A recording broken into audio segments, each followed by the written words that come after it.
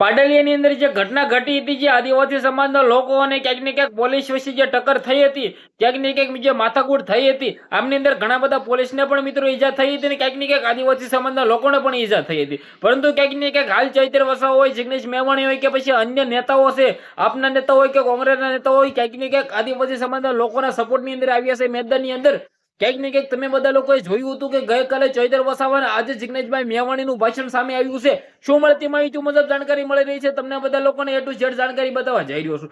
નમસ્કાર મિત્રો, ફરીવાર એક નવા વિડીયોમાં તમારું સ્વાગત છે. તમે બધા લોકો ક્યાંક ને ક્યાંક જાણતા હશો કે ચૈતરભાઈ વસાવા એ ગઈકાલે લડી લેવાના મૂડમાં હતા અને આજે જિગ્નેશભાઈ મેવાણી ખુલ્લેઆમ કહી દીધું છે કે આદિવાસી સમાજના લોકોને ક્યાંક ને ક્યાંક જમીન મળવી જોઈએ અને જો નહીં મળે તો આવનારા ટાઈમની અંદર અંબાજીથી સૌથી મોટું આંદોલન કરવામાં આવશે, સૌથી મોટી રેલી કાઢવામાં આવશે. ક્યાંક ને ક્યાંક તમે બધા લોકો જાણો છો કે થોડાક દિવસ પહેલા પોલીસ કર્મચારીઓ અને ક્યાંક ને ક્યાંક આદિવાસી સમાજના લોકો વચ્ચે જે માથાકૂટ થઈ હતી, આમની અંદર ઘણા બધા પોલીસ લોકોને ઈજા થઈ હતી અને ઘણા બધા આદિવાસી લોકોને પણ ઈજા થઈ હતી. પરંતુ ક્યાંક ને ક્યાંક પોલીસને જે ઈજા થઈ હતી વિડીયો દેખાડવામાં આવ્યા હતા, આદિવાસી સમાજના લોકોને પણ વાગ્યું હતું. ક્યાંક ને ક્યાંક આદિવાસી સમાજના લોકોનું એવું કેવું હતું કે પહેલા અમારી માથે ક્યાંક ને ક્યાંક લાઠીચાર્જ કરવામાં આવ્યો હતો.